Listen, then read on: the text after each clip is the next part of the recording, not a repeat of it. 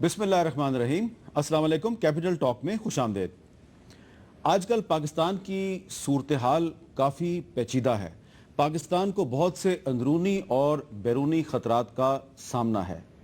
اس پیچیدہ صورتحال کو سمجھنے کے لیے ہمیں کچھ پیچھے جانے کی ضرورت ہے، کچھ ماضی میں جھانکنے کی ضرورت ہے، اور ماضی کو سامنے رکھتے ہوئے موجودہ صورتحال کا تجزیہ کر کے مستقبل میں جھانکنے کی ضرورت ہے۔ تو آج کے اس پروگرام میں ہم پاکستان کی جو موجودہ پیچیدہ صورتحال ہے اس کو سمجھنے کے لیے ایک ماضی کے انتہائی اہم کردار سے بات کریں گے۔ کردار تو ماضی کا ہے، لیکن ان سے بات کریں گے موجودہ صورتحال پر، اور ان کے ذریعے مستقبل میں بھی جھانکنے کی کوشش کریں گے۔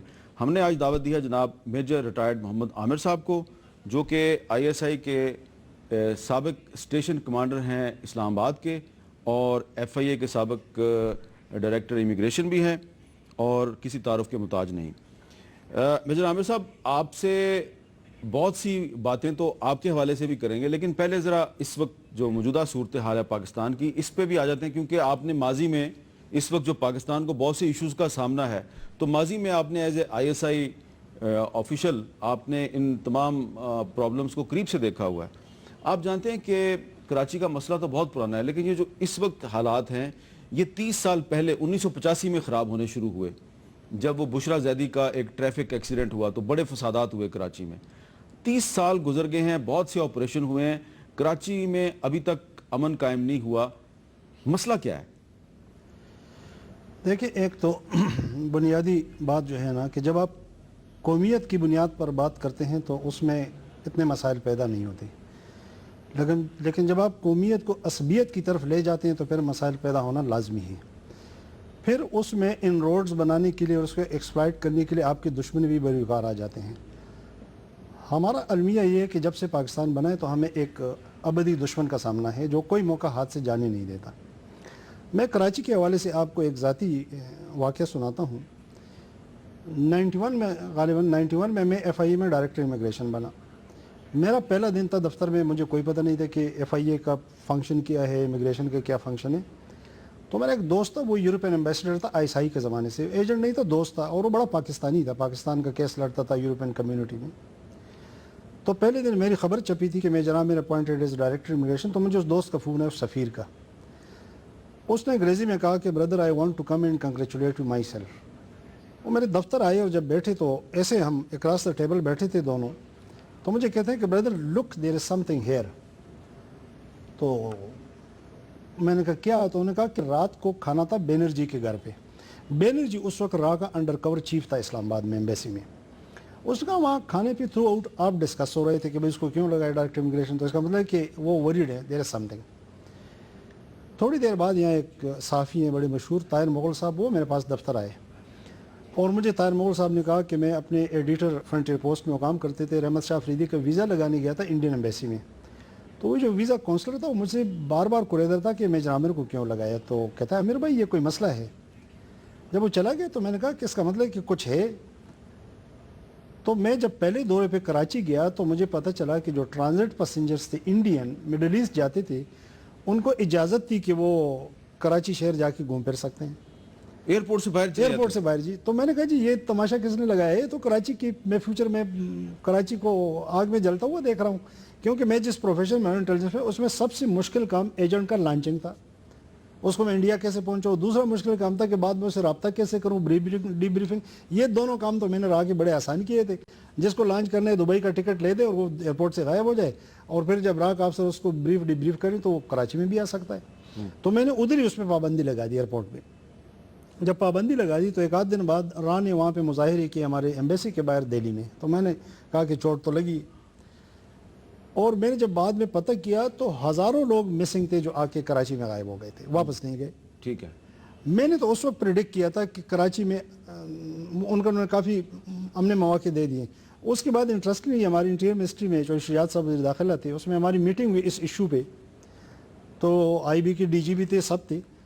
تو اس میں آپ کو حیرانی ہوگی امیر صاحب کہ جو اس وقت کے فارن سیکرٹری تھے اور پرنسپل سیکرٹری پرائم منسٹر، دونوں نے مخالفت کی کہ جی نہیں یہ فیسلٹی بند ہے، ہمارے تعلقات خراب ہو جائیں گے۔ اس وقت فارن سیکرٹری تھے؟ 91 کی بات ہے۔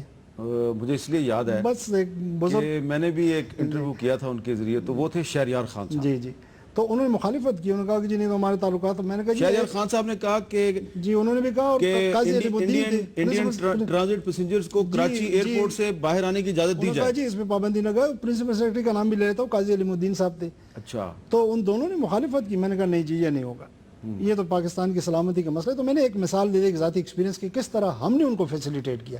اب یہ جو الطاف صاحب کے بیانات ہیں، یہ کسی پاکستانی کے بیانات تو نہیں ہو سکتے. یہ جو بھائی میں تو پاکستان سے اگر ناراض، میں اگر آپ میرے بھائی ہیں، میرے دوست ہیں، میں آپ سے لڑوں گا، لیکن میں آپ کے دشمن سے تو ہاتھ نہیں ملاؤں گا. چلے الطاف حسین صاحب کا تو سب کو پتہ ہے، لیکن خورشید شاہ صاحب بھی کہہ رہے ہیں کہ اگر آصف زرداری پہ ہاتھ ڈالا تو یہ ایک نئی جنگ کی ابتدا ہوگی. جنگ کس کے خلاف؟ ریاست کے خلاف کہ حکومت کے خلاف؟ میرا خیال ہے حکومت کے خلاف بات. حکومت کے خلاف ان کا حق ہے، لڑتے ٹھیک رہے. ہے. ریاست کے خلاف کسی کو اجازت نہیں ہونی چاہیے چلیں. ہتھیار اٹھانے کی. اچھا اب یہ بتائیں کہ بلوچستان میں بھی 1948 سے آپریشن چل رہے ہیں. اب آپ کی ریاست جو ہے وہ کہہ رہی ہے کہ برامداغ بگٹی سے بات چیت کر لیتے ہیں، خان آف کلات سے بات چیت کر لیتے ہیں. کیا آپ کے خیال میں یہ بات چیت سے مسئلہ حل ہو جائے گا؟ جی میں اس پہ تھوڑا سا ذرا تفصیل میں جاؤں گا. بلوچستان میں ہم نے وقتاً فوقتاً ریاست نے زیادتیاں کی ہے. دیکھیں ریاست کی مثال ماں کی ہے، ماں گلے سے لگاتی ہے، ماں گلے کاٹتی نہیں ہے. ہم نے سردار نوروز سے زیادتی کی. ایوب خان کے دور میں اس کو پہاڑ سے اتارا، قسم قرآن ہوئی سب کچھ، اس کے باوجود اس کو پھانسی چڑھا دیا. تو جہاں تک بلوچستان سے زیادتیوں کا تعلق ہے وہ حکومتیں بھی مانتی رہی ہیں، سکسیسو رجیم سب مانتی رہی. میں تھوڑا سا کریکشن کر دوں، سردار نوروز کو پھانسی نہیں ہوئی تھی، ان کے بیٹوں کو ہوئی تھی. بیٹوں کو نہیں، سردار نوروز جو بڑا والا تھا جی اس کو نہیں اس کو پھانسی نہیں ہوئی تھی، ان کے بیٹوں کو ہوئی تھی. بڑا لیکن ان کی عمر بہت زیادہ تھی، لیکن وہ جیل میں بند جیل میں تھے. ہاں اور بگٹی صاحب کے ساتھ جیل میں بند. جیل میں تھے، جیل میں تھے. ٹھیک ہے. بلوچستان کے زیادتیوں میں احساس محرومی ہے. یہ کیا طریقہ ہے کہ سوئی گیس تو یہاں گاؤں گاؤں پہنچ چکے، بلوچستان میں نہیں، کوئٹہ میں نہیں، وہاں کی سڑکیں، یہ بات ٹھیک ہے اس حد تک. لیکن بنیادی سوال یہ ہے کہ یہ کیا ہم نے وتیرہ بنا لیا ہے کہ اگر ہم حکومت سے ناراض ہو یا ریاست تو ہم ہتھیار اٹھا لیتے ہیں یا اس کے یہ اس کی اجازت نہیں ہونی چاہیے. بالکل یہ آج ہمیں فیصلہ کرنا پڑے گا، لائن ڈرا کرنی پڑے گی کہ مخالفت میں آپ کہاں تک جائیں گے. اب آتے موجودہ صورتحال پہ. سردار سلیمان داؤد کی بات کرتے ہیں. سلیمان داؤد کا مسئلہ یہ ہے کہ اس نے ابھی تک ریاست کے خلاف ملیٹنسی نہیں کی، اس نے ہتھیار نہیں اٹھایا. اس کا ایشو ایک الگ ہے کہ ٹھیک ہے اس کو جا کے قبائلی جرگہ جانا چاہیے، عزت دینی چاہیے، عزت کے ساتھ واپس بلانا چاہیے. خان آف کلات کے ساتھ بھی کچھ تھوڑی سی ایکسیسز ہوئی تھی. خان آف کلات نے بھی پاکستان کے ساتھ وفا کی تھی. رہی برامداغ کی بات، برامداغ نے ریاست کے خلاف ہتھیار اٹھایا. وہ ریاست کے دشمن ہندوستان سے مل چکا. اس کا آج بھی بیان ہے کہ اگر مجھے ہندوستان سے مدد ملتی ہے تو میں قبول کرنے میں کوئی اچھاٹ کا مظاہرہ نہیں کروں گا. برامداغ سے ایک بات کرنی چاہیے کہ وہ ریاست کے سامنے اسی طرح سرنڈر کرے جس طرح باقی بگٹیوں اور بلوچوں نے کیا. وہ ریاست کی بالادستی تسلیم کر لے اور یہ کہے کہ ہاں میں نے غلطی کی، ریاست یہ میری. یہاں پہ ایک آپ سے ایک سوال ہے. جی جب آپ ISI میں حاضر سروس افسر تھے تو اس وقت بھی خیر بخش مری صاحب افغانستان میں تھے، اجمل خٹک افغانستان میں تھے، افراز صاحب خٹک افغانستان میں تھے، میں بہت سے نام لے سکتا ہوں. جی بالکل. تو آپ ہی لوگوں نے کہا خیر بخش مری صاحب آئیے پاکستان واپس. آپ نے ان سے کوئی سرنڈر نہیں کروایا، وہ پاکستان واپس آئے اور اس کے بعد بھی آپ ان کے ساتھ معاملات صحیح نہیں کر سکے. میرا سرنڈر کا مطلب یہ نہیں کہ وہ ہتھیار رکھ دے. میرا سرنڈر میں خیر بخش مری جب آیا تو اس نے کوئٹہ میں کہا تھا کہ میں اپنی ماں کی گود میں پہنچ چکا ہوں. اجمل خٹک صاحب آئے وہ پاکستان کے پارلیمنٹ میں بیٹھ گئے. افراز صاحب خٹک آئے وہ پاکستان کے پارلیمنٹ میں بیٹھ گئے. سو مچ سو کہ مرتضیٰ بھٹو جس نے کیپٹن رحیم کو کابل ایئرپورٹ میں آنا تھا وہ آیا اور سندھ اسمبلی میں بیٹھ گیا. میں آپ کو بتاؤں کہ ہمارا کام ڈسٹرکشن نہیں کنورٹ کرنا ہے. سزا بھی اس لیے ہوتی ہے کہ آپ کنورٹ کریں. ہم کہتے ہیں کہ بالکل برامداغ آئے، لیکن اس سے ایک بات ضرور دیکھو، دونوں طرف کے لوگ مرے ہیں. اب وہ اس وقت اگر آ رہے تو پوزیشن آف اسٹرینتھ میں نہیں. پوزیشن آف اسٹرینتھ میں ریاست پاکستان ہے اور ریاست پاکستان کو پوزیشن آف اسٹرینتھ میں لانے والی پاکستان کی فوج ہے. بڑی قربانیاں دی. اب وہاں پہ ایک نوجوان ہے سرفراز بگٹی جو اس وقت بلوچستان کا وزیر داخلہ ہے. اس کی بھی بڑی کنٹریبیوشن ہے پاکستان کی ریٹ کو اسٹیبلش کرنے میں اور برامداغ کے ارادوں کو شکست دینے میں. یہ نہیں ہونا چاہیے کہ برامداغ کس حیثیت میں آنا چاہتا ہے. اگر وہ آنا چاہتے ہیں ایک نارمل سٹیزن کی لائف گزارنا چاہتا ہے، گڈ انف. لیکن اگر وہ آ کے قبائلی سردار یا سیاسی رہنما کی حیثیت سے آنا چاہتے ہیں تو پھر آپ کو سرفراز بگٹی کو بٹھانا پڑے گا، اس سے بھی بات کرنی پڑے گی. یہ نہ کہ کل وہ ریاست سے پھر دوبارہ اسٹرینتھ لے لے، اپنے لوگ جمع کرے. اس طرح پھر لوگ پاکستان کے لیے کھڑے نہیں ہوں گے. اچھا اب آ جاتے ہیں ریسنٹ پاسٹ پہ. یہ جو پچھلے سال تحریک طالبان پاکستان جس پر پابندی لگ چکی ہے ٹی ٹی پی، اس کے ساتھ مذاکرات شروع ہوئے تو مذاکراتی ٹیم میں آپ بھی شامل تھے، مذاکرات کامیاب نہیں ہوئے، پھر یہ آپریشن ضرب عضب شروع ہو گیا۔ یہ آپریشن شروع میں کہا گیا تھا کہ چند ماہ تک چلے گا، لیکن اب تو 1 سال سے بھی زیادہ گزر گیا، یہ کب تک چلے گا؟ دیکھیں اس کے بارے میں آپ یقین سے نہیں کہہ سکتے۔ میرے صاحب جب میں مذاکرات کیوں چاہتا تھا؟ میں نے پرائم منسٹر کو بھی کہا تھا کہ میں مذاکرات اس لیے چاہتا تھا کہ میں لاسٹ آپشن پہ اسٹریٹ اوے نہیں جانا چاہتا تھا۔ اب یہ کوئی حماقت دانائی نہیں کہ آپ اسٹریٹ اوے لاسٹ آپشن پہ چلیں۔ دوسرا، میں مذاکرات اس لیے نہیں چاہتا تھا کہ میں ان کو لیوریج دینا چاہتا تھا یا ان کو کوئی فیسلٹی دینا چاہتا تھا۔ میں نے تو پہلی شرط ہی رکھی تھی کہ مذاکرات غیر مشروط ہوں گے اور آئین کے اندر ہوں گے، وہ دونوں نے مان لی تھی۔ ہم کوئی دے تو نہیں رہے تھے، میں مذاکرات اس لیے چاہتا تھا کہ میں اس کے ذریعے پاکستان کو امن دینا چاہتا تھا، جو اب آپریشن کے ذریعے ہمارے پاس لاسٹ ریزارٹ پہ چلے گئے۔ اگر میرے مذاکرات کامیاب ہو جاتے تو ہمارے 145 بچے نہ مرتے اسکول میں، اگر ہمارے مذاکرات کامیاب ہو جاتے تو میرے بھائیوں جیسا دوست کرن خانزادہ شہید نہ ہوتا، اگر ہمارے مذاکرات کامیاب ہو جاتے تو پرسوں کرن فیصل شہید کی لاش نہ آتی، اگر ہمارے مذاکرات کامیاب ہو جاتے تو پاکستان کو اربوں کا نقصان نہ ہوتا۔ میرا یہ ایمان ہے کہ پاکستانی فوج میں میں نے میجر کو اپنے نام کا حصہ بنا رکھا ہے۔ پاکستانی فوج پاکستان کے بیرونی دشمن سے لڑنے کے لیے ہم نے بنائی ہے، ہم ان کو اندر جتنا ایوائڈ کر سکتے انوالومنٹ سے، یہ میرا ایمان ہے کہ یہ کوئی ہماری سودمند نہیں ہے، یہ تو اب ہماری مجبوری ہے۔ جو ریاست کے خلاف ہتھیار اٹھاتا ہے اس کے خلاف تو آپ نے لڑنا ہے، تو اگر لڑے بغیر آپ اپنا مقصد حاصل کر سکتے ہیں تو میں اس کو ایک بہتر آپشن سمجھتا ہوں۔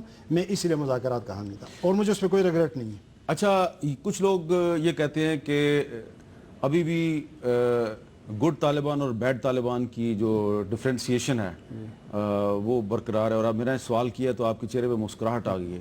یہ گڈ طالبان اور بیڈ طالبان کیا ہوتا ہے؟ دیکھیے، بیڈ کو آپ طالب کا نام دے دے، اس کو آپ ناراض بلوچ کا نام دے دے، اس کو آپ کسی کا نام دے دو، جو ریاست کے خلاف ہتھیار اٹھائے گا وہ بیڈ ہے، میں نے کہہ دی۔ اس پہ آپ کوئی بھی لیبل لگا دے اور اس کو آپ کوئی بھی نام دے دے، اس کے خلاف ریاست نے لڑنا ہے، اس کے خلاف ریاست کو لڑنا چاہیے، اگر وہ لڑے بغیر ٹھیک نہیں ہو رہا ہے۔ جہاں تک گڈ طالبان کی اصطلاح ہے، میں گڈ طالب عموماً افغان طالبان کے لیے استعمال ہوتی ہے، میں اس کو صرف گڈ طالب نہیں، میں تو اس کو فریڈم فائٹر کہتا ہوں۔ آپ مجھے بتا دیں، جہاں ایک غیر ملک ہزاروں فوجیوں کے ساتھ آئے اور ایک پپٹ کو انسٹال کر دے وہاں پہ، یہی کام تو روس نے بھی کیا تھا نا، کارمر کو انسٹال کیا تھا، ہم تو اس کے خلاف لڑ رہے تھے، وہ اپنی فوج کے ساتھ آیا تھا 9 ڈویژن، یہ بھی آئے، لیکن وہ تو ایک بیس لمبی ہو جائے گی کہ بھئی ہم نے یہ فیصلہ کیوں کیا، اس کے ہمیں کیا نقصانات۔ تو آپ کہہ رہے ہیں افغان طالبان جو ہیں وہ گڈ ہیں؟ وہ فریڈم فائٹر ہے، گڈ نہیں ہے صرف، وہ تو اپنی آزادی کی جنگ لڑ رہا ہے ڈے 1 سے۔ اس کو اس صورتحال میں کیوں وہ انوالو ہوا، اس کو کیا کرنا چاہیے تھی، تمام چیزیں ڈیبیٹ ہے۔ ان پہ اعتراض یہ کیا جاتا ہے، تمام چیزیں ان پہ اعتراض یہ کیا جاتا ہے کہ جو بیڈ طالبان پاکستان میں پاکستانی ریاست کے خلاف لڑ رہے ہیں تو وہ گڈ طالبان ان کو سپورٹ کرتے ہیں۔ نہیں، دیکھیں ان پہ سب سے بڑا اعتراض ہے کہ ان کے لیٹر پیڈ پہ امیر المومنین ملا عمر لکھا ہوا ہے۔ میرے صاحب کتنی مسلم لیگ ہیں جو قائد اعظم کو اپنا رہبر مانتی ہیں؟ کیا ان کی کرتوت آپ قائد اعظم کے کھاتے میں ڈالیں گے؟ یہ کوئی بات نہیں کیجیے، اس نے پیڈ پہ لکھ دیا۔ دیکھو میں کنڈکٹ کی بات کر رہا ہوں، اور میں جب اس کو گڈ کہتا ہوں طالب کو، تو میں اس کو پاکستان کے حوالے سے گڈ کہتا ہوں۔ ملا ضعیف یہاں پہ ایمبیسڈر تھا، آپ نے اس کے ساتھ کتنا شرمناک سلوک کیا پاکستان میں، اس کو گوانٹانامو میں پہنچا دیا۔ گوانٹانامو بے سے وہ واپس آتا ہے، اس تمام اذیتوں کا بڑے برادرانہ طریقے سے ذکر کرتا ہے، شکوہ کرتا ہے جیسے اپنے سے، لیکن آخر میں لگتا ہے کہ اس کے باوجود میں پاکستان پر بھارت کو ترجیح نہیں دے سکتا۔ میرے لیے ملا ضعیف گڈ ہے کہ بیڈ ہے۔ میں جب افغان طالب کی، دیکھو آپ نے افغان طالب کے ساتھ کیا کہ آپ نے اس کی حکومت ڈسلاج کر دی، آپ نے اس کے دشمن کرزئی کو یہاں سے بھیجا، اس کے لیے ووٹوں کے بڑے بکسے بھیجے، اس کے کمانڈروں کو یہاں سے اسلحہ بھیجا ہم نے۔ طالب ملا ضعیف کے ساتھ کیا، ملا خند کے ساتھ کیا، ملا یاسر کے ساتھ کیا۔ آپ نے 57,000 بمبار ڈیزی کٹر بموں کے ساتھ یہاں اپنے اڈوں سے ان کے خلاف بھیجے، ڈرون بھیجے۔ یہ کس نے کیا؟ یہ پاکستان نے کیا، اس وقت جو حکومت تھی۔ اچھا، مشرف نے کیا، اور کس نے کیا؟ ٹھیک ہے۔ اچھا، اس کے بعد بھی جاری اس کے باوجود کیا کوئی سیاسی حکومت یہ سارا کام کر سکتی ہے؟ ہاں، یہ زرداری کے دور میں بھی ہوئے ان کے ساتھ۔ اچھا، میں کہتا ہوں کہ مجھے ایک واقعہ پاکستان میں بتا دو جس میں افغان طالب ملوث ہو۔ یہاں تو ہم نے حکومتیں گرا دی NP کی، وہ جا کے انہوں نے ہتھیار اٹھا لیے، پاکستان کے دشمنوں سے مل گئے۔ یہ جو بلوچوں کا آپ ذکر کر رہے ہیں، ایک بندہ بزرگ ان کا مارا گیا، انہوں نے جا کے ہتھیار ڈال دی، ان کے مل گئے۔ پیپل پارٹی کی حکومت ختم ہوئی، بھٹو صاحب کے بچوں نے جا کے ہتھیار اٹھا لی. میں تو سلام کرتا ہوں پاکستان طالب کو, افغان طالب کو, کہ اس کو کے ساتھ ہم نے یہ کچھ کیا, اس نے پاکستان کے خلاف کچھ بھی نہیں کیا. اچھا, لیکن آپ افغان طالبان کو فریڈم فائٹر کہہ رہے ہیں, ان کو گڈ طالبان کہہ رہے ہیں. آپ کی بات بہت سے لوگ سن رہے ہیں, ان میں سے کچھ لوگ یہ کہہ رہے ہوں گے کہ دیکھیں میجر عامر جو ہے ابھی بھی اپنی ماضی کی پرانی غلطیوں سے ابھی تک انہوں نے سبق نہیں سیکھا. ماضی کی میری کون سی غلطی ہے؟ یہی جو آپ پہلے طالبان بناتے ہیں, نہیں, پھر وہ جب طالبان آپ کے خلاف لڑنا شروع کر دیتے ہیں تو آپ کہتے ہیں نہیں یہ والا ٹھیک ہے, یہ غلط. نہیں, یہ ماضی کی غلطی یقیناً ہے, لیکن وہ میری نہیں تھی. وہ پرویز مشرف صاحب ان کے رفقا کی تھی جو آج اس گند میں پھنسے. یہ اسی کا نتیجہ, یہ ہمارے والے کا نہیں, دیکھیں ہمارے والا کیا تھا, جس کو افغان جہاد میں جہاد کا نام نہیں لیتا, لوگوں کو بڑا برا لگتا ہے آج کل. ویتنام میں کیا ہوتا میر صاحب, ایک سپر پاور آیا امریکہ, اس نے اپنے پپٹ ریجن مسلط کر دی. ویتنامی نے اس کے خلاف بغاوت کر دی, ویٹ کانگ چھاپا مار ان کو کہتے تھے, ان کا لیڈر ہو چی من تھا. روس نے اپنے مفاد میں چھاپا ماروں کی حمایت کر دی. چین نے اپنے مفاد میں پائپ لائن کا کام کیا. میں نے, اور یہ جو میرے پاس امتیاز عالم صاحب میرے گھر آئے تھے, میرے دوست ہیں, میں نے ان کو ایک قصہ سنایا. میں نے کہا امتیاز, میں اور آپ اکٹھی جلوس نکالتے تھے, ہو چی من زندہ باد, امریکہ مرد آباد, روس جہاد کا لفظ نکال دو, بڑا برا لگتا ہے. وہی صورتحال تھی بھائی, یہاں پہ ایک سپر پاور نے اپنی پپٹ ریجن مسلط کر دی, سپر پاور روس نے. دوسرے سپر پاور امریکہ نے اپنے انٹرسٹ میں یہاں کے چھاپا ماروں کو سپورٹ کیا, مجاہد اس کو نہیں کہتے. پاکستان نے اپنے انٹرسٹ میں, چلیں آپ میں سمپلیفائی کر دیتا ہوں. آپ یہ کہہ رہے ہیں کہ ویتنام میں امریکہ کے خلاف لڑنا جنگ آزادی ہے, تو افغانستان میں امریکہ کے خلاف لڑنا بھی جنگ آزادی ہے. بالکل. میں پہلی بات اپنی کی بات کر رہا ہوں کہ ہمارے ہاں ہم نے بھی ایک انویڈر کے خلاف, اور وہ پاکستان کی سالمیت کی, جنگ سالمیت کی کیسی تھی. 1948 سے افغان سرزمین ہمارے خلاف استعمال ہوتی رہی. 48 میں پرنس عبدالکریم بلوچ کی ٹریننگ کیمپ بنے, 60 میں شرمنوری ناراض ہو, اس کے ٹریننگ کیمپ بنے, 70s میں NP والے ناراض ہوئے, ان کے اور بلوچوں کے ٹریننگ کیمپس بنے, 80 میں ذوالفقار کے بنے, اور ان ٹریننگ کیمپس کو ہمیشہ انڈیا اور روس مل کر چلاتے تھے. افغان سرزمین میں پراکسی وار ہم نے نہیں لڑی, ہمارے خلاف لڑی انڈیا نے. اس تمام پس منظر, اور 70 میں روس کا ایگریمنٹ ہوا تھا, دفاعی معاہدہ انڈیا کے ساتھ, ہمیں توڑا تھا, ہماری دشمنی تھی, میں کہتا ہوں نہیں ہونی چاہیے تھی, لیکن تھی روس کے ساتھ. اس بیک گراؤنڈ کے ساتھ وہ روس میں 9 ڈویژن آرمی کے ساتھ آیا, اور اس نے یہ طے کیا تھا کہ ہماری بارڈر دریائے سندھ ہے. اس کے ثبوت موجود ہے, کوئی ہوائی باتیں نہیں. تو ہمارے پاس کیا آپشن تھا؟ ہم اس کے خلاف لڑے, پاکستان کی سالمیت کی جنگ تھی, ہم اس میں کامیاب رہے. اور مجھے یہ بتا دے, اگر یہ اس کے اثرات ہیں تو 2001 تک اس کے اثرات کیوں تھے؟ افغان جنگ تو 88 میں ختم ہو گئی تھی, 89 میں. ٹھیک ہے. اچھا, ذرا تھوڑا سا میں اب آپ کے حوالے سے بھی کچھ پوچھنا چاہ رہا ہوں نا. آج کل انڈین میڈیا میں پاکستان کے خلاف سرجیکل سٹرائکس کی بڑی بات ہو رہی ہے. ہمارے ہاں تو اتنی بحث نہیں ہو رہی. میں آپ سے پوچھنا چاہ رہا ہوں کہ آپ جب ایک ایکٹیو انٹیلیجنس آفیسر تھے تو کیا آپ نے کبھی انڈیا کی پاکستان کے خلاف سرجیکل سٹرائکس کے بارے میں کبھی کچھ سنا تھا, کبھی کوئی پتہ چلا آپ کو؟ نہیں, ہم نے یہ نہیں سنا تھا. ایک واقعہ ہوا تھا غالباً 1987 میں, اور یہ تو جنرل حمید اللہ جنت نصیب کر, انہوں نے ٹی وی پہ بھی کہا تھا میرے بارے میں. اسرائیل اور انڈیا نے مل کر پاکستان کی ایٹمی پروگرام پر حملے کا منصوبہ بنایا تھا 1987 میں. اسرائیلی جہاز بھی پہنچ چکے تھے, انڈیا سارا تیار تھا. وہ 2 سال پہ محیط آپریشن تھا جو ہمارے نیوکلیر کے خلاف, وہ میں نے خود کیا تھا. تو چونکہ ہمیں سارا پتہ تھا تو ہم نے پیغام بھیج دیا تھا, اور اس کے بعد وہ پیغام انڈیا کو بھیج دیا تھا کہ جی ہم تیار ہیں. تو پھر وہ اسرائیلی جہاز بھی واپس چلے گئے. وہ عملہ اس طرح وہ نیوکلیر پروگرام اللہ کے فضل سے بچ گیا تھا, اور اس میں میری بڑی اچھا, یہ اتنی پرانی بات ہے, 87 کی بات ہے. تو تھوڑا سا بتائیں گے کہ آپ کو پتہ کیسے چل گیا تھا؟ یہ ایک ایئر فورس کا ایک افسر تھا, ریٹائرڈ, یہ بھاگا ہوا تھا ایئر فورس سے, اور یہ لنڈن میں گیا تھا, انہوں نے اس کو پک کیا تھا وہاں سے تلبیب لے کے. لیکن ایکچوئل لبیب لے گئے اس کو, تلبیب لیڈ ایسے ملی تھی کہ ان دنوں میں ایک کتاب پڑھ رہا تھا, by the way of deception, یا مجھے اب نام یاد نہیں, وہ موساد چیف نے لکھی تھی, ایکس. اس میں سے لکھا تھا کہ ہم نے جب چلی میں غالباً بینوشے جہاں تھا وہاں آپریشن کیا کہ چھاڑ میں, تو ہماری ایمبیسی نہیں تھی, تو ہم نے ارجنٹینا ایمبیسی کو یوز کیا. تو میں نے اسے سوچا وہ ہمارا کہتے کہ the intelligence man is bound to commit a mistake, کہ یہاں بھی تو ان کی ایمبیسی نہیں, تو کہ یہاں ارجنٹینا کو تو یوز نہیں کر رہے. تو میں نے پتہ کہ تو ارجنٹینا ایمبیسی میں 2 ایک سفیر تھا اور ایک فرسٹ سیکرٹری تھا, اس کا نام لونگسٹن تھا. تو میں نے لونگسٹن کو انڈر واچ رکھ دیا, انڈر سرویلنس. ایک دن وہ اڈیالہ جیل چلا گیا, پتہ کیا تو وہ اس پائلٹ کو ملا تھا, اس کا سارا ڈیٹا نکال دیا, پتہ چلا کہ یہ ڈیزرٹر تھا اور بھاگا تھا. یہ جب اور پھر لونگسٹن کچھ دنوں بعد یہاں پہ امریکن ڈیفینس اٹیچی تھے جو جیو تھا, اس کو ملا. تو میں نے کہا یہ اس کا مطلب کچھ چکر ہے. پھر یہ پائلٹ آیا, اس نے یہاں جناسپور میں ایک فرم میں جاب شروع کر دیا. میں اس تک پہنچا ایک دوست کے ذریعے, میں نے اپنے آپ کو خات کا ایک ڈسگرنڈل پختون پیش کیا. اور انفلوئنشل جو اس کی ریکوائرمنٹ میٹ کر رہا تھا. پھر اس نے مجھ میں انٹرسٹ لینا شروع کیا. پھر ہماری دوستی 2 سال چلتی رہی, اور چونکہ اس کے لیے میں پہلے اینٹی پاکستان تھا تو پھر ہم شیئر کرتے رہے. تو یہ آپ اینٹی پاکستان بن کے پاکستان کے دشمنوں کو ڈھونڈا کرتے تھے, بس یہ ہمارا اور آپ نے اپنے پختون ہونے کا بڑا فائدہ اٹھایا. ان دنوں یہ معاملات گرم تھے نا. اچھا چلیں, ان دنوں ناراض پختون بہت تھے. یہاں پہ جی ایک چھوٹا سا وقفہ. آپ بڑی دلچسپ گفتگو چل رہی ہے میجر عامر صاحب سے, وقفے کے بعد دوبارہ ملتے ہیں.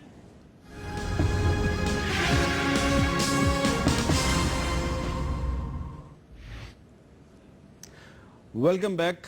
ہم بات کر رہے ہیں آئی ایس آئی کے سابق اسٹیشن کمانڈر اسلام آباد جناب میجر عامر صاحب سے. بھائی صاحب, آپ اپنے زمانے میں انٹیلیجنس کے ایک سٹار آپریٹر تھے, سٹار آفیسر تھے آپ, اور آپ کے اوپر باس تھے general Hamid Gul, I S I کے سربراہ تھے. آپ اسلام آباد کے اسٹیشن کمانڈر تھے, حمید گل صاحب آئی ایس آئی کے سربراہ تھے, اور آپ کے صدر مملکت جنرل ضیاء الحق صاحب کا طیارہ کریش ہو گیا. آپ اتنے بڑے سٹار آپریٹر تھے, آپ کو اس کا پتہ نہیں چلا کہ یہ سازش ہو رہی ہے؟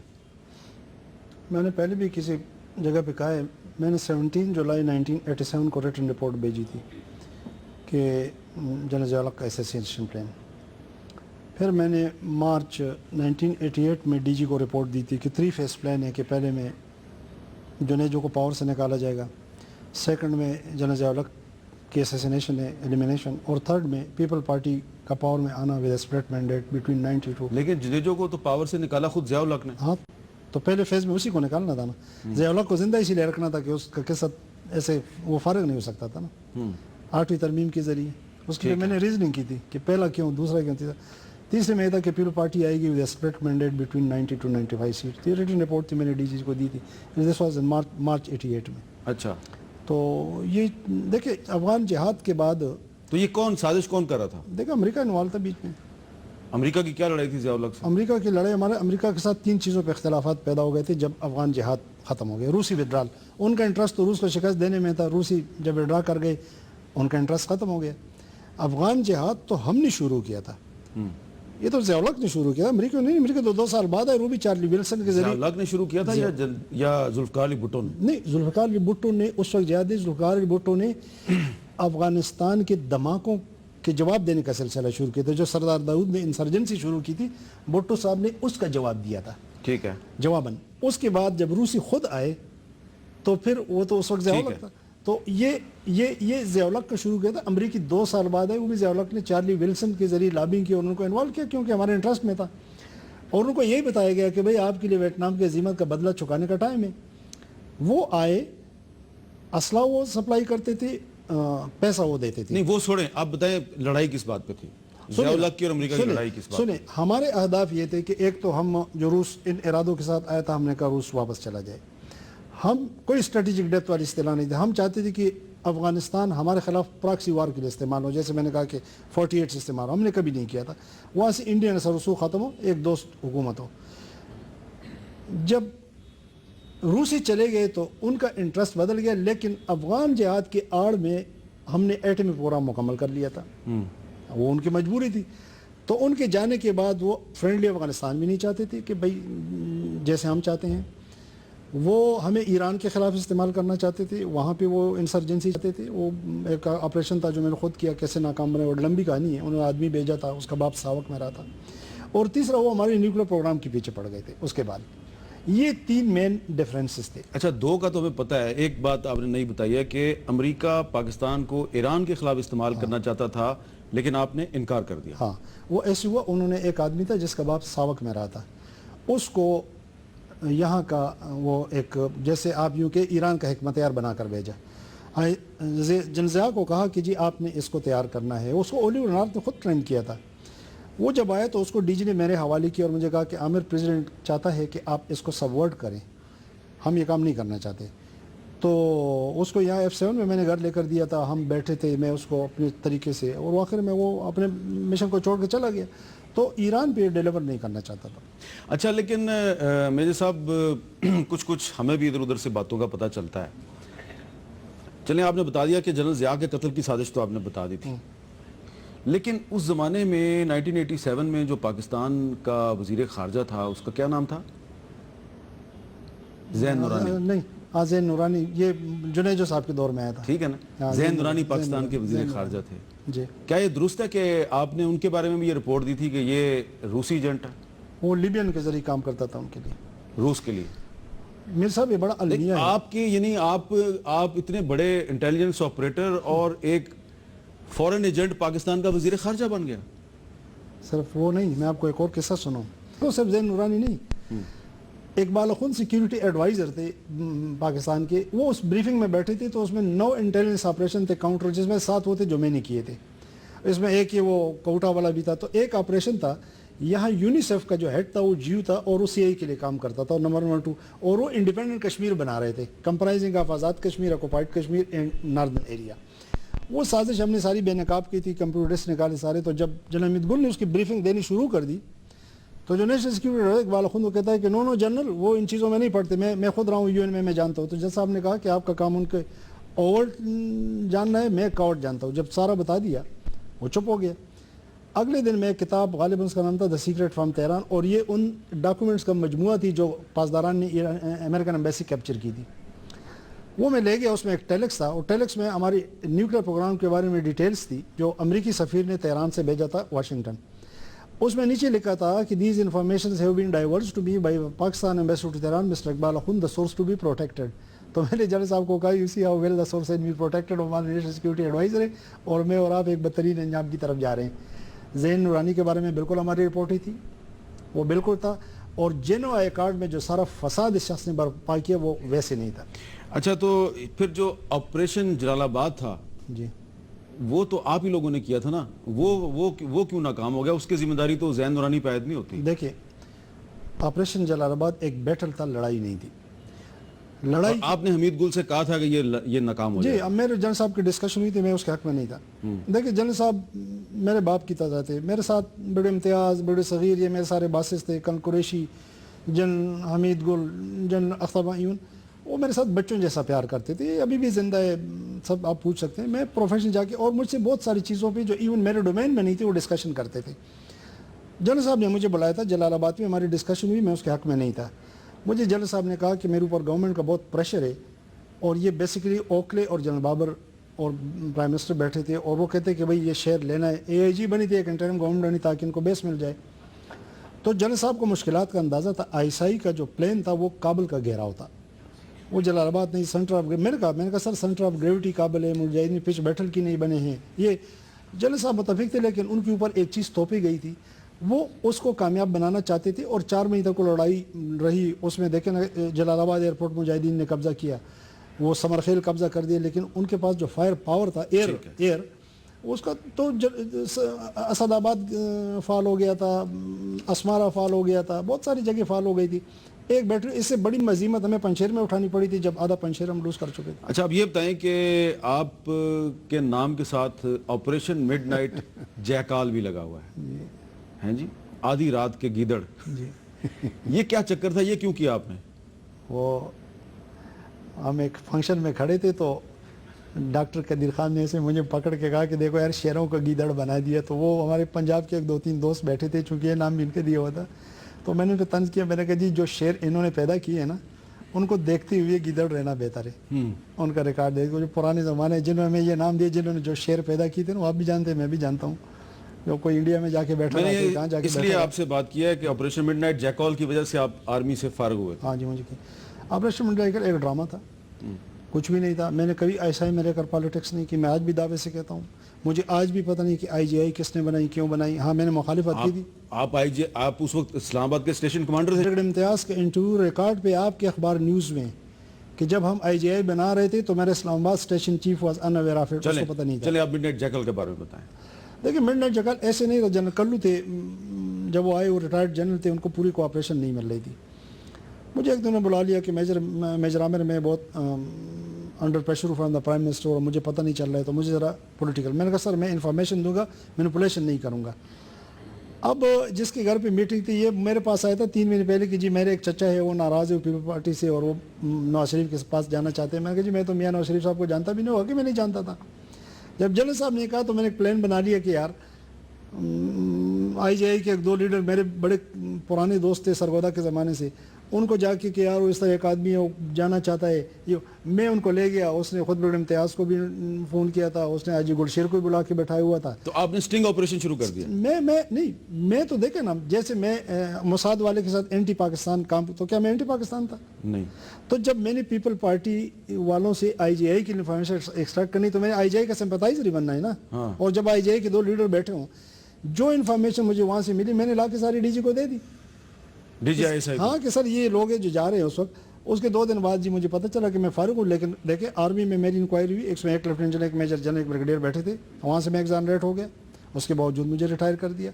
ठीक है, मेरे कमांड का फैसला था, मैं नहीं चाहता था कि मेरी वजह से सिविल और मिलिट्री रिलेशंस ख़राब हो, चूँकि जनरल बाबर पर्सनली मेरे खिलाफ थे और था, मैंने अपनी कुर्बानी दे दी। अच्छा, अब ये बताएं कि अभी सिविल कोर्ट में मैं केस जीत गया हूँ। वो अभी भी ऐसे ऑपरेशन होते हैं? रात आपकी इंटरव्यू में नफज रमान ने कहा था कि मेरे पास जनरल सलीम ने ब्रीफ केस भेजा था। तो अभी भी होते हैं, इसका मतलब है? आपकी इंटरव्यू में कहा था रात को, तो मैं देख रहा था। अच्छा, चलें यहाँ पे एक ब्रेक लेते हैं, ब्रेक के बाद दोबारा मिलते हैं।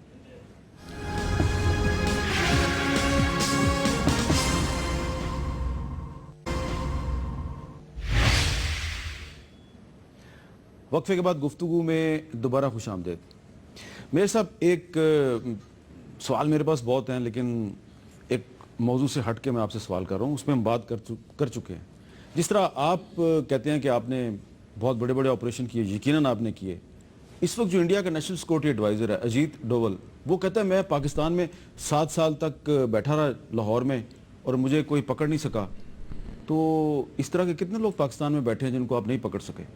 देखिए, पाकिस्तान में यकीन उनकी भी है, हमारे भी उधर होते हैं। ये इनविजिबल वार चलती रहती है इंटेलिजेंस एजेंसीज़ की।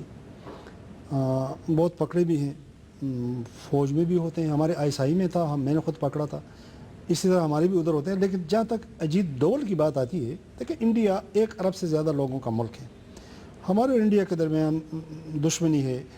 हर आदमी अमन चाहता है, मैं भी चाहता हूँ, वो भी चाहता है, लेकिन अमन विद रिस्पेक्ट। मुझे हैरानगी होती है कि इतने बड़े मुल्क में इन्होंने अजीत डोवल को सिक्योरिटी एडवाइज़र बनाया हुआ है, जो इतना झूठ बोलता है। ये IB का डायरेक्टर था, ये पुलिस अफसर है, कहता है मैं 7 साल जाके लाहौर बैठा रहा हूँ। तो हम तो जब इंटेलिजेंस जब किसी को प्लान करती है तो जासूसी के लिए और सबोटाज के लिए, तो इसको तो पाकिस्तान को एक केस टेकअप करना चाहिए कि भाई इनका एक सर्विंग सीनियर ऑफिसर पाकिस्तान में आके जासूसी और तखरीबकारी करता रहा। आज उन्होंने उसको नेशनल सिक्योरिटी एडवाइज़र बना के सरताज अजीज़ जैसे बावकार आदमी के सामने वो बैठेगा। मैं तो कहता हूँ सरताज अजीज़ को इनकार करना चाहिए इसके साथ वैसे बैठने से कि यार ये तो एक जराइम पेशा शख्स है। नहीं, तो इंटेलिजेंस ऑपरेशन करना जुर्म है? खुद कौन जाता है यार? मैं तो किसी को लॉन्च करता हूँ, किसी को बेचता हूँ, सिविलियन आदमी को बेचता हूँ, खुद कोई हॉस्टाइल मुल्क में नहीं जाता इस तरह। खुद तो आपके ख्याल में वो झूठ बोल रहा है, वो 7 साल तक लाहौर में नहीं रहा? 100% झूठ बोल रहा है। अच्छा, वो सिर्फ उसको कुछ लोगों को, लेकिन इससे आप ये अंदाजा लगाए ना कि वो ये कह रहे हैं कि मैंने 7 साल लाहौर में मैंने ये कॉवर्ट ऑपरेशन किए हैं। तो इस सूरत हाल में आपको क्या मुस्तकबिल क्या नजर आ रहा है पाकिस्तान और इंडिया के रिलेशंस का? देखिए, ये रिलेशंस हमारी बदनसीबी ये है मेरे साहब कि हमने पाकिस्तान को कटहरे में खड़ा कर दिया खुद। मुझे बता दे, ज़कीर रहमान लखवी की ज़मानत होती तो हमारा मीडिया भी शोर उठाता है, उनका मीडिया भी शोर उठाता है। उधर जो वो आनंद है समझौता एक्सप्रेस वाला प्रिंसिपल, उसकी ज़मानत होती है, न इधर शोर होता है न वहाँ शोर होता है, सिवाय निसार अली को कौन बोला है? अजमल कसाब, हमारा अपना मीडिया भी शोर उठाता है, उनका मीडिया भी उठाता है। सुरबजीत सिंह जो टेररिस्ट है जिसने 23 मारे थे यहाँ पे, सुप्रीम कोर्ट ने सजा मौत दी थी, जेल में मरता है, वापस जाता है, उसको स्टेट फ्यूनरल मिलता है, कोई शोर नहीं उठाता। इसमें हम खुद भी, चाहे मैं अपने आप को भी समझता हूँ, हम तो पाकिस्तान का केस पेश नहीं, टेररिज्म की विदा उन्होंने, मोदी ने कहा कि जी 70 में हमने की थी, उसने इकरार कर दिया। डोवल कहता है जी मैं 7 साल वहाँ लाहौर में बैठ के तखरीबकारी करता रहा। मैं कहता हूँ सरदारी साहब को जाना चाहिए था कि आओ टेररिज्म पे बात करते हैं, और ये उन्होंने कहा था कि जी हम जिंदा पेश करेंगे। वो कहा कि मैं पाकिस्तान के साथ नहीं लाया हूँ, मेरे जिंदा गवाह इधर मौजूद है, एक मोदी और एक डोवल है। मतलब हमारी बदनसीबी है कि हम पाकिस्तान का केस पेश नहीं कर सके। मुस्तकबिल क्या नजर आ रहा है पाकिस्तान का आपको? देखिए, मुस्तकबिल अल्हम्दुलिल्लाह पाकिस्तान का बड़ा खुशगवार है। आप देखें ऑपरेशन ज़रब अज़ब, उसका नतीजा बेहतर है। कराची की सूरत बड़ी बेहतर हुई है, बलूचिस्तान की बड़ी बेहतर हुई है। बरामदाग अभी कहता है कि मैं पाकिस्तान भी मानता हूँ, मैं सब कुछ करता हूँ पाकिस्तान के लिए। अब चीन के साथ हमारा तो खैर पहले से ये जो इकनॉमिक कॉरिडोर है, रूस के साथ हमारे ताल्लुकात, अब हम रूस से असला ले रहे हैं। अफ़गानिस्तान में सिर्फ हमें एक मसला है, मैं आपको बताऊँ, नजीब का जब फाल हुआ UN نے انڈین کو کہا, انڈین ایمبیسڈر کو بلا کے کہ ڈاکٹر نجیب کو آپ لے لیں, انہوں نے انکار کر دیا. پاکستان نے اس کو پیغام بھیجا تھا کہ آ جاؤ, لیکن وہ شاید پختون ولی پٹھانیت میں آگے نہیں آئے. لیکن اس کا ساتھی سلیمان لائق, اس کا ساتھی جنرل رفیع پاکستان ہے, یہاں ان کو پناہ ملی. اشرف غنی کو یہ بات سمجھ جانی چاہیے, وہ انڈین کو ادھر وہ زیادہ لفٹ نہ کرے. آج ان کے انٹرنس میں بھی انڈین چھائی ہوئے, ان کے کیبنٹ میں چھائی ہوئے. افغانی یہ فیصلہ کر لیں کہ بھئی ہم نے پاکستان کے ساتھ جو کچھ پیار وہ انڈیا کے ساتھ کرے, آدھا وہ پاکستان پہ نچاور کر دے, وہ دیکھ لیں گے. سول ملٹری ریلیشنز پاکستان میں جب تک ٹھیک نہیں ہوتے تو ہم آگے کیسے بڑھیں گے؟ دیکھیں المیہ یہ کہ یہ کبھی بھی ٹھیک نہیں رہے. مثلا پرویز مشرف کے حوالے سے بڑی ٹینشن تھی, یہ سب کو پتہ ہے. میں نے خود پرائم منسٹر سے بات کی تھی, میں نے کہا سر میں اس کا قیدی رہا ہوں, میری 1 سال کی بچی اس کی قیدی رہی, مجھے کیا ہمدردی ہو سکتی ہے, لیکن اس کو جانے دیں. یہ اب پوری انسٹیٹیوشن کا مسئلہ بن چکا ہے. اس طرح پاک انڈیا ریلیشن ہے. پاک انڈیا ریلیشن کے بارے میں سویلین سوچ سافٹ ہے. آرمی دیکھیں, میں خود آرمی میں, ہمیں پی ایم اے میں توڑ کے جو نئی چیز بناتے ہیں میں سارا اینٹی انڈیا مسئلہ ہوتا ہے, اور ہونا چاہیے, نہیں تو پھر میں کیسے لڑوں گا, گولی کا سامنا کیسے کروں. یہاں میں نہیں کہتا ہوں کہ کوئی غداری ہے یا وطن سے, لیکن سوچوں میں بڑا فرق ہو. یا سافٹنس بڑی ہے, وہاں تھوڑی ہارڈ لائن ہے. نہیں دیکھیں سافٹ کون ہے انڈیا پہ؟ سویلین سیٹ اپ, چاہے کوئی بھی ہو نا. کسی پاکستان کے سویلین لیڈر نے یہ نہیں کہا کہ مسئلہ کشمیر پہ یونائٹڈ نیشنز کی قراردادیں جو ہیں وہ اب irrelevant ہو چکی ہیں. یہ صرف اور صرف پرویز مشرف نے کہا. نہیں تو پرویز مشرف اس کا حکمران تھا نا. یہ جب حکمران بن جاتے پھر یہ لینیئنٹ ہو جاتے ہیں. نہیں, نواز شریف, آصف زرداری, بینظیر بھٹو, ذوالفقار علی بھٹو, کسی نے کبھی بھی UN ریزولوشنز کو یہ نہیں کہا کہ یہ irrelevant ہیں. میں ایکسیپشنز کی بات نہ کرے. پرویز مشرف نے تو پاکستان کا بیڑا غرق کر دیا. وہ تو ایک ٹیلی فون کال پر ڈھیر ہو گیا تھا. اس نے تو ٹیلی ویژن پہ ہمیں کہا تھا کہ میں صرف ایڈمنسٹریٹر سپورٹ دوں گا. اس نے تو اسلحہ بھی دیا, اس نے تو بیسز بھی دی, اس نے 7,000 جہاز بھی یہاں سے اڑائے. پرویز مشرف تو ایکسیپشن ہے. یہ آج جس صورتحال سے ہم دو چار, وہ تو ادھر سے چل کر واجپئی کے پاس گیا پاکستان, تو اس نے پاکستان کی بے عزتی ہوئی تھی. میں یہ ایک گراؤنڈ ریئلٹی کی بات کر رہا ہوں کہ دیکھیں اس چیز کو برج کرنے کے لیے ہمیں ساتھ چلنا ہے, اس ملک کو مصائب سے نکالنا ہے.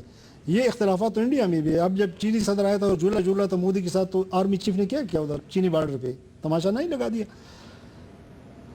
میں یہ کہوں گا ہمارے پاس ایک بہترین فارن منسٹر ہونا چاہیے, فل فلیج فارن منسٹر, جو پولیٹیکل مائنڈ بھی ہو, جس کی آرمی میں بھی رسپیکٹ ہو, جس کی سویلین میں بھی رسپیکٹ ہو, جس کی بات کو وزن دیا جائے اور مانی جائے. اور ہمارے پاس اسی طرح ایک ڈیفنس منسٹر ہونا چاہیے. تو ایک اچھا فورن منسٹر اور ایک اچھا defence minister civil military relations کو ٹھیک کر دے. مجھے یقین ہے. بہت بہت شکریہ میجر عامر صاحب. آپ سے مزید باتیں بھی کرتے لیکن ہمارے پاس وقت کی کمی ہے. بہت بہت شکریہ آپ کا. ہم نے آج میجر عامر صاحب سے بات کی. پاکستان کی موجودہ سیاسی صورتحال کو سمجھنے کے لیے ہم نے کچھ ماضی کی جو تاریخ ہے اس کو کنگالنے کی کوشش کی. امید ہے کہ آپ کو ماضی کی روشنی میں موجودہ صورتحال کی کچھ سمجھ آئی ہوگی, اور موجودہ صورتحال کو سامنے رکھ کے آپ مستقبل کے بارے میں بھی اندازہ لگا سکتے ہیں. اجازت دیجیے, اللہ حافظ.